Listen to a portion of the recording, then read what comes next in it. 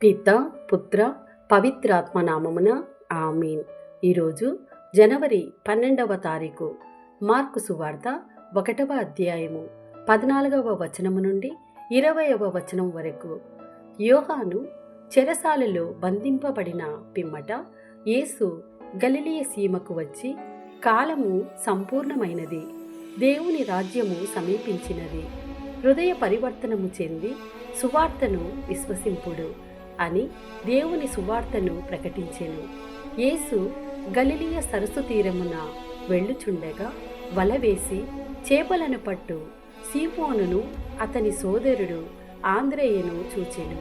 వారు జాలరులు, మీరు నన్ను అనుసరింపుడు, మిమ్ము మనుషులను పట్టు జాలరులుగా చేసెదను అని యేసు వారితో పలికెను. వెంటనే వారు తమ వలలను విడిచిపెట్టి ఆయనను వెంబడించిరి. అచట నుండి యేసు మరికొంత దూరము వెళ్ళి పడవలో వలలను బాగు చేసుకొనుచున్న జెబెదాయి కుమారుడగు యాకోబును అతని సోదరుడు యోహానును చూచి వెంటనే వారిని పిలిచెను. వారు తమ తండ్రిని పనివారితో పడవలో విడిచిపెట్టి ఆయనను అనుసరించెను. ఇది ప్రభుని వాక్కు. సర్వేశ్వరునికి వందనములు.